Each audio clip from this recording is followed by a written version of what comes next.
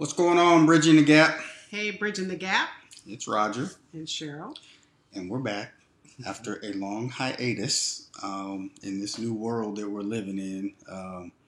So we just want to give you guys a little bit of an update and kind of touch on, things that we're dealing with in this shifting world as of late, which doesn't look like it's going back to normal anytime soon. So let's start with things we were sharing before things got crazy in our world. Let's start with the tour. Obviously, the tour's not happening because we're supposed to be there right now. What we're really focused on right now is whether or not they're even going to let Americans into Ghana at this point. We know we can't go to Mexico, we can't go to Canada, and we can't go to Europe. So we're curious to see. There's supposed to be an announcement made July 31st. It's like 10 days from now, as to what's going to happen with the borders. There was an announcement at the end of last month, which they pushed it off another 30 days. So now we're hoping that they give the announcement, and they hope that that announcement says that we can all go visit. Yeah. Because we're not really sure about that. So, and obviously that means the tour, if there will be a tour, we have no idea when and if or how there will be a tour. So that one has been shelved. Indefinitely. Definitely. The farm project, guys, has been pretty much put on hold. We have the land. Next thing we need to do is clear the land, but COVID messed things up on the continent just like it messed things up here and everywhere else. So as far as the WeFunder campaign and taking investors until things loosen up and we can see how it can start to move fluidly again, we won't be completing that process. We don't want to ask you guys for money on something that could be touch and go for some time that we just can't foresee. So gotten a few emails with people saying they'd like to invest, and we appreciate you. Just kind of, I guess, hang tight for a little bit until we see what direction this whole thing is going in. What else? Oh, Cornelius. Cornelius is doing good. His ministry is doing well. The tractor, guys, has been phenomenal. Let me tell you guys a little story. You want to tell them a story? You want me to tell a story? No, go ahead. I'm not even sure which story you're telling. Cornelius' dad. Oh, yeah. Cornelius just recently lost his father. And what he did not expect was, because of the tractor and how the tractor is affecting the community, he told me there were literally thousands of people that showed up at his father's funeral. Mm-hmm. When I say thousands of people at a short time, in Ghana, they have 24 or 48 hours in the northern part of Ghana where they have their services for the deceased. These people showed up in that amount of time. Then a few days later, they had the final services for the family and things like that.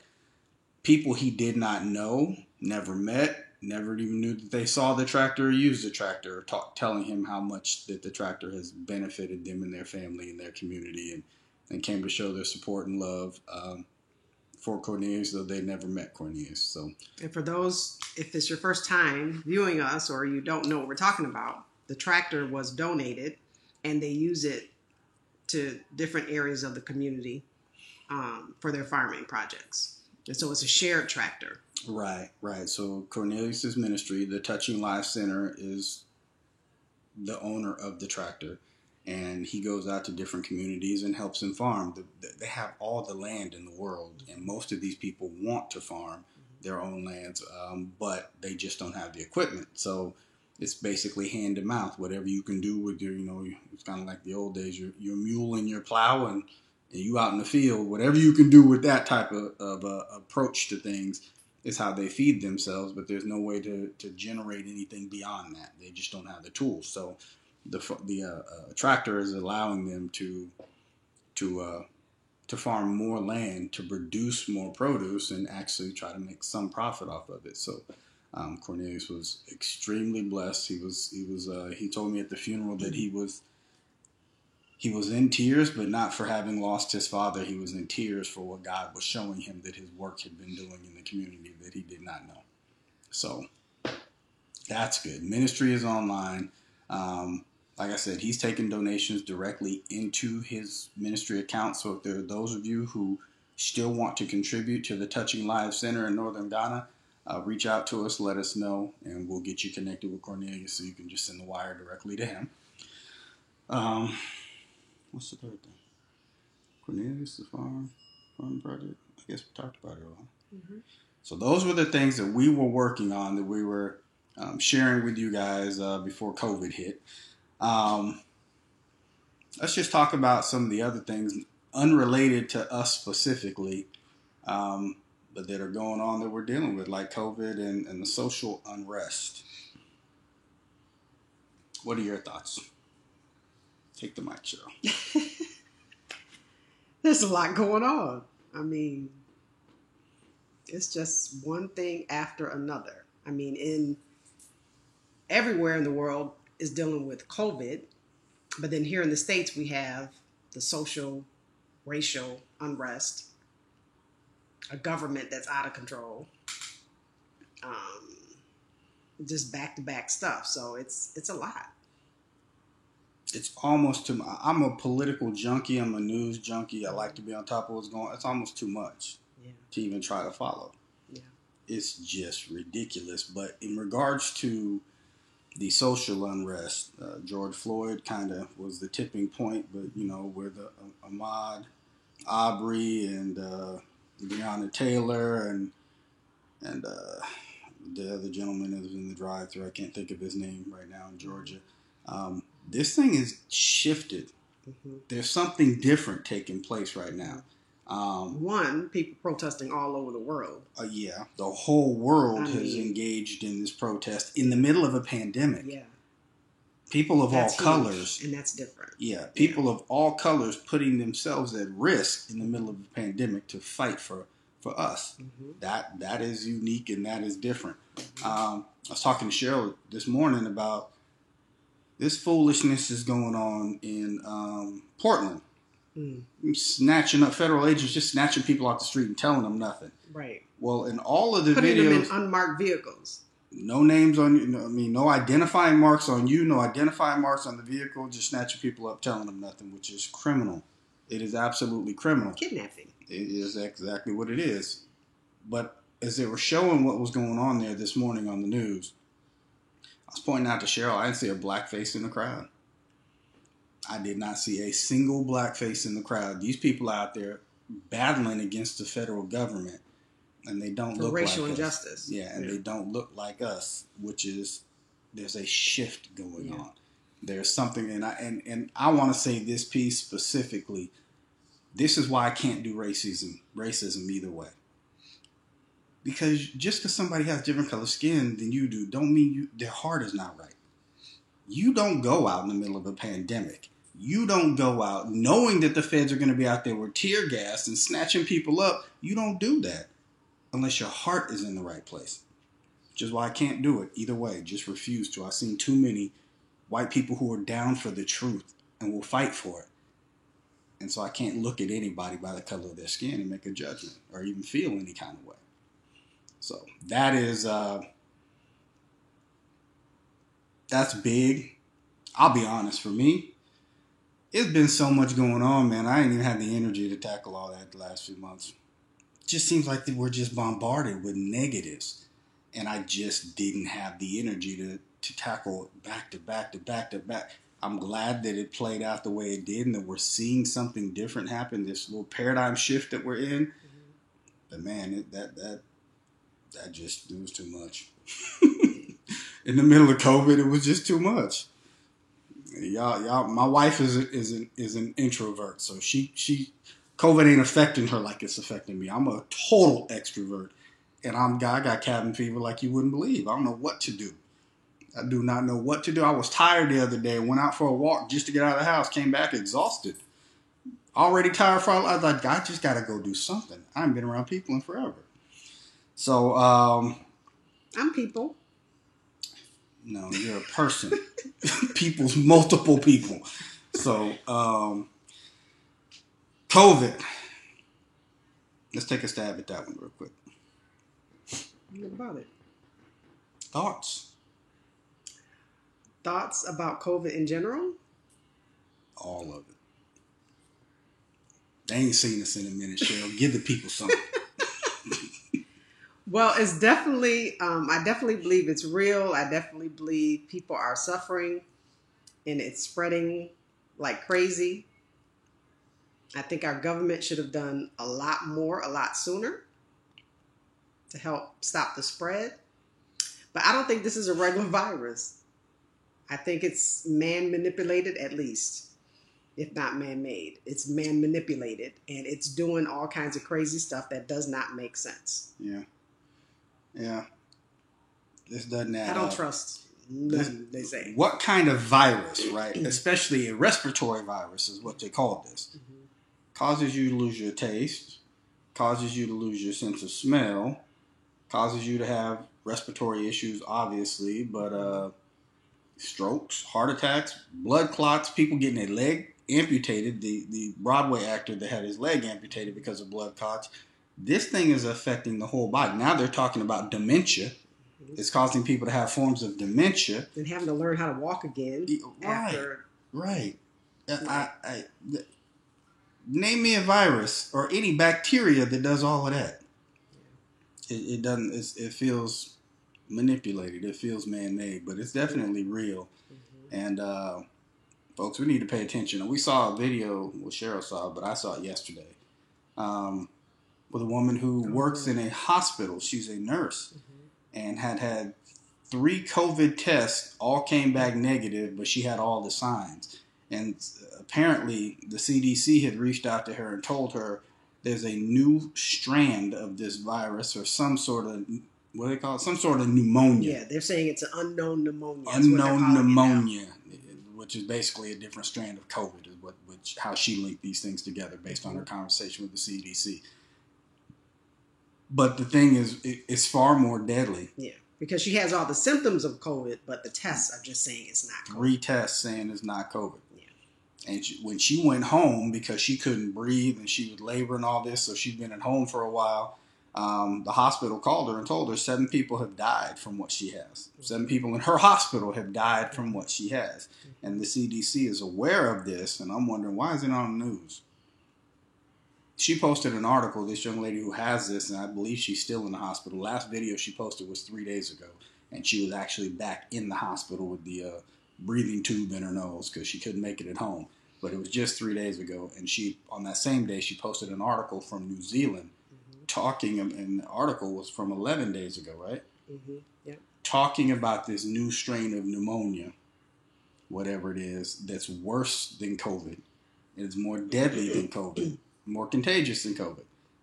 Why is New Zealand printing articles about things we haven't heard a peep about in the United States of America? Well, our president, if you want to call him that, is just now getting on board with masks. So, do we go there? You want to go there? I mean, so why would we know anything else? Look, man. One thing you can't fake is leadership. He's been trying his best to pretend to lead. You can't fake leadership in a crisis.